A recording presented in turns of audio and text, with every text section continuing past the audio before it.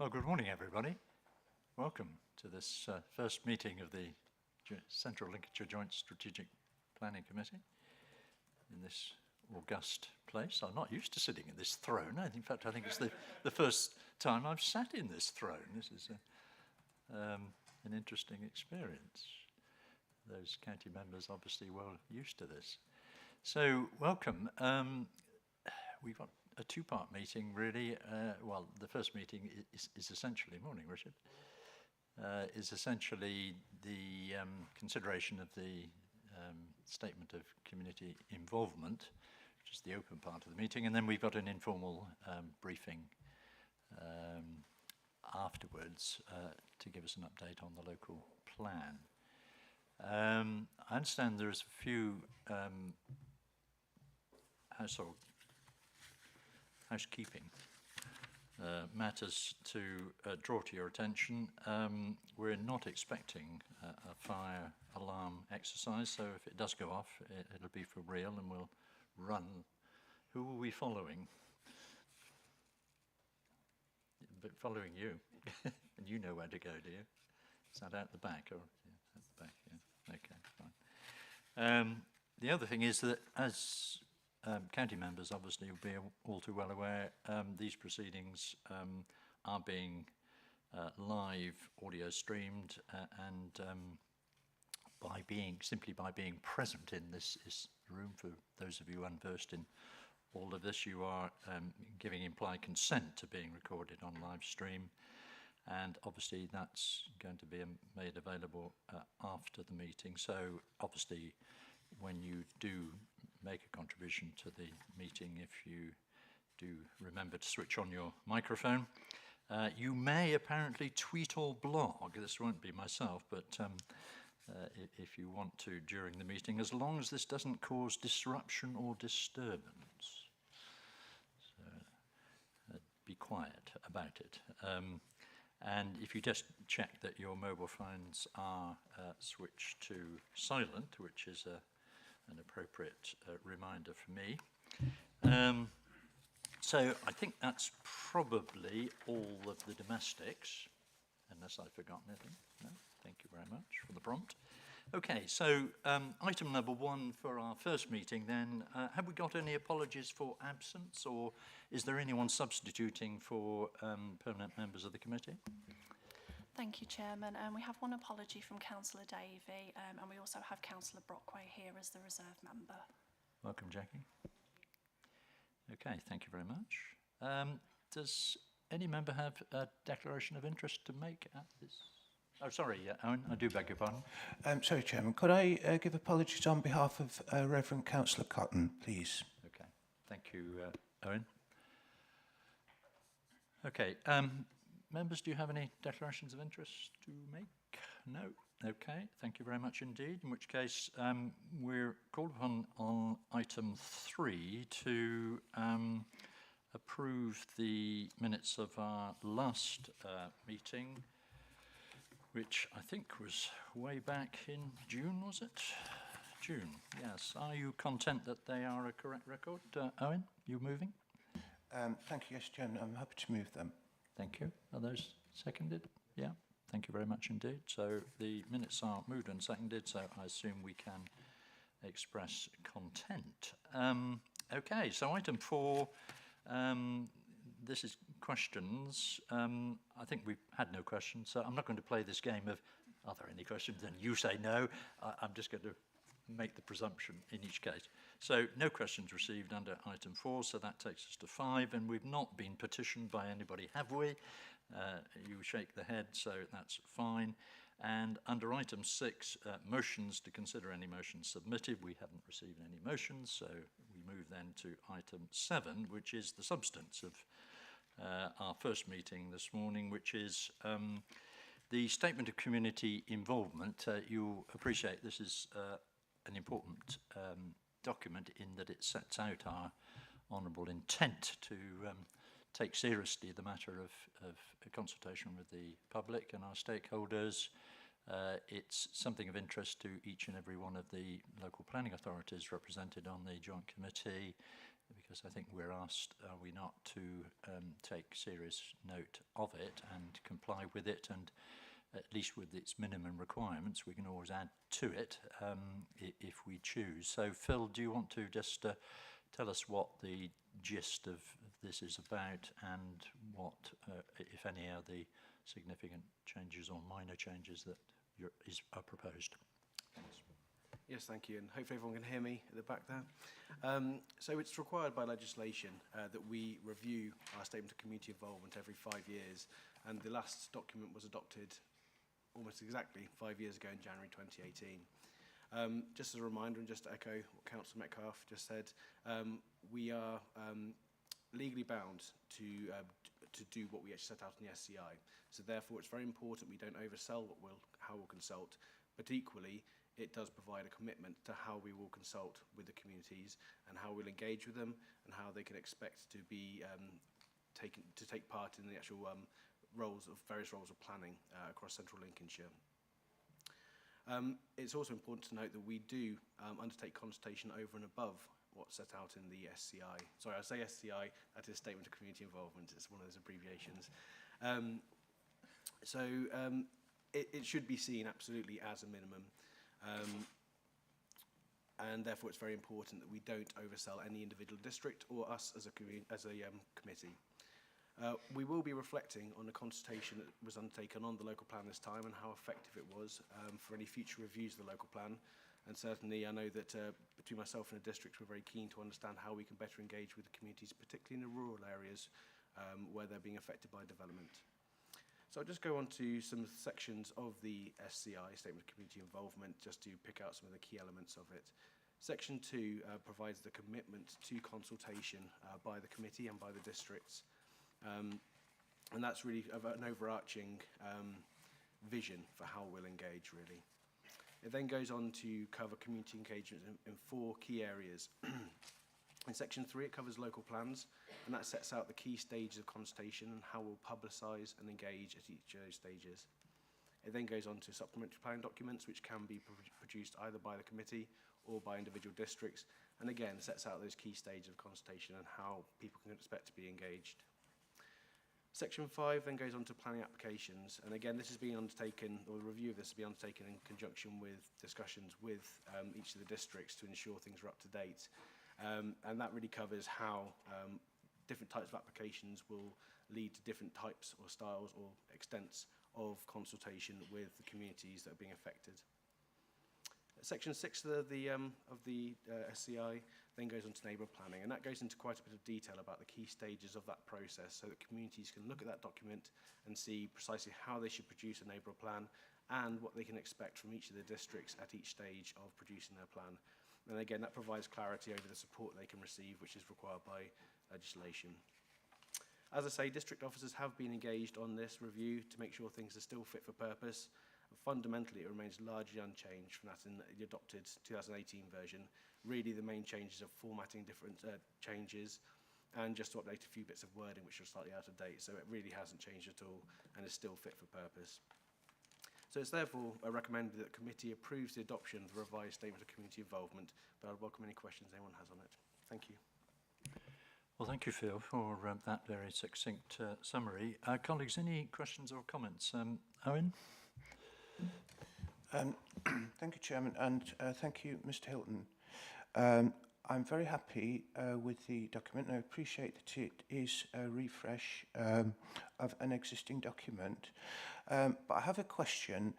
For example, in the document, the Statement of Community Involvement, in Section 6.1, about neighbourhood planning is a key outcome of the Localism Act. It enables parish councils and, in areas without parish councils, neighbourhood forums to prepare neighbourhood development plans and or orders.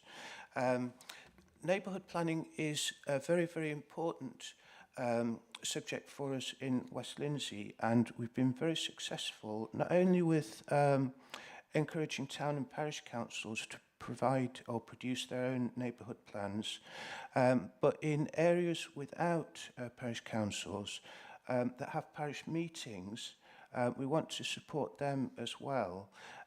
Within the bit that I represent, Ryby is a prime example of a community. It has a very active and engaged and effective parish meeting, and there are good reasons why we should encourage them to possibly consider doing a neighbourhood plan. But my question is about wording. Neighbourhood forums, I think from a West Lindsey perspective, if there was a way to make it clear within the statement that we're talking about parish meetings rather than neighbourhood forums, that would be helpful, please. Can you clear that question up, Phil? It's an interesting point, actually. I must admit I've never, in my experience, come across a parish meeting doing a neighbourhood plan. So I'm not sure whether they would count as a parish council from that perspective or whether they would be a forum.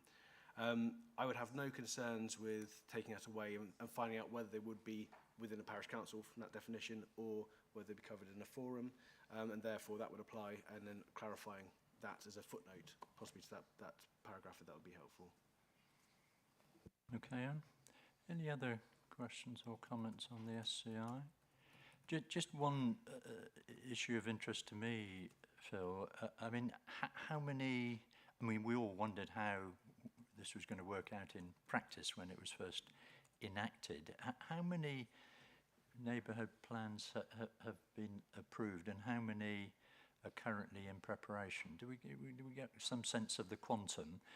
Question number one. Question number two is that, of course, I think at least at the beginning there was the potential for misunderstanding about what the rationale for a neighbourhood plan would be for local people. In other words, some local people thinking it was a mechanism for stopping things happening, when in fact, of course, as those of us more steeped in all of this know, neighbourhood plans should be consistent with and indeed help implement the local plan rather than be a mechanism for frustrating it. So, two questions. How many of them are there out there, do we know? And secondly, do tensions still remain in terms of the purpose of neighbourhood plans? Just thought I'd add a bit of interest to this debate, otherwise make it completely pointless. Yes, certainly some questions I didn't research before I came in today, I'm afraid. When you ask how many have been made, do you mean across the country or across central Lincolnshire? In central Lincolnshire, really. Just a rough guess. I'm not looking for exact statistics off the top of your head. Right, I would say for North Kesteven there's probably something in the region of 10 to 15. In West Lindsey it'll be substantially more, and I can possibly, our West Lindsey colleagues may want to step in and actually give us a number, or they could indicate it here. Somebody's smiling. I'll perhaps call in Rachel now to provide that. How many you got in West Lindsey, Rachel? We have 23 23? made, yes, and 20 either designated or in progress at the moment. Are they all in the neck of Councillor Brealey's territory? Well, Keelby's on its way to being adopted very soon, so Right, we're okay. all very pleased. And do we know elsewhere? Toby? One? We've got one coming forward in Lincoln, All right. Okay. underway at the moment. You've not been encouraging them enough, Toby, obviously. Slightly more tricky in city, as you'll appreciate. Okay. So that, And what about this question of you know, how these have been going, really, qualitatively? That was the quantity. Sure. What about the quality? well, I can't really speak for every area. Every area is quite different in terms of how the plans are coming forward, in terms of the nature of the area, the types of communities who are producing plans, and the level of support that's provided by the individual district. I have dealt with neighbourhood plans for a number of years, going back to 2012 when they were first, 2011 in fact, when they were first introduced. And I would say over time, the district councils have become much better at understanding what makes a good neighbourhood plan and advises their communities on how best to add value through their plan. There are still occasions where, because of local aspirations and desire for coverage, there does result in some conflict between the neighbour plan and local plan. And I think one of the biggest challenges that can be faced is trying to resolve that conflict, make sure they're comfortable with the coverage they have, but also ensure that any conflict is minimised or removed entirely. And I think in most cases, conversations have been very positive that I've had or I've heard about. and you definitely feel that people are pulling in the same direction. So there are still issues, still challenges there, and I think government recognise that, and I think the introduction of design codes through the Levelling Up Bill and housing paper a couple of years ago is starting to push them down the design route. And I know that a lot of officers do push them down that route, 'cause that's how local value can really be added. But you'd still have the basic conditions in place which do require them to be in conformity, general conformity with the policies of the local plan. So I think generally there are occasions where there's challenges, but that's to be expected. Thank you, Phil. That's helpful. Yes. Thank you, Chairman. Just a point of detail, Phil.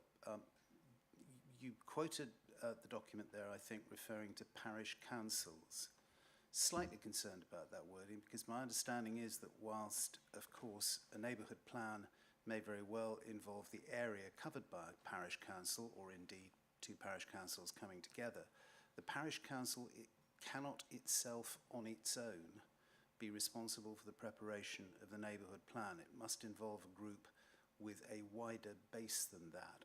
I appreciate this is a matter of detail, and I don't want to get Chairman into how many angels are dancing on the head of this particular pin, but if we are going to have a statement of community involvement which is legally binding, I do think it's important that we are accurate in the way we describe this, and I'm a little concerned. I would ask officers to advise, but my understanding, as I say, is that a parish council on its own cannot be the sole administrator or owner, if you will, of a neighbourhood plan.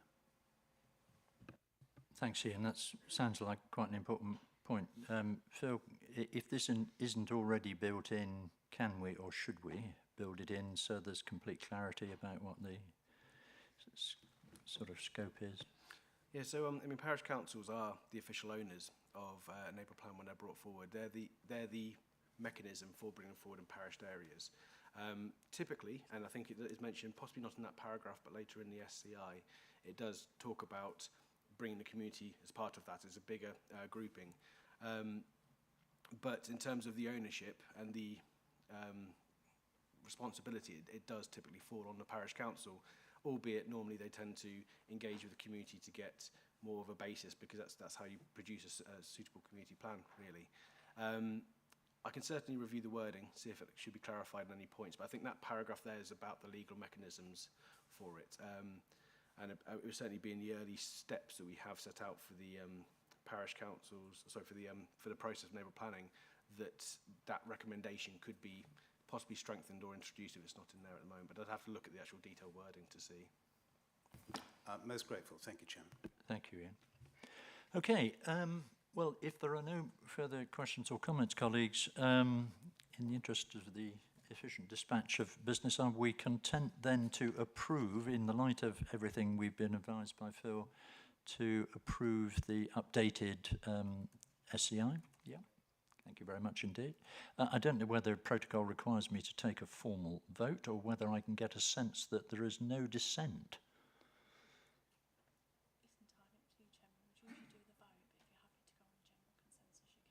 Yes, well, I saw no dissent whatsoever, not even the raising of an eyebrow. So I'm going to declare that it was a unanimous decision. Thank you.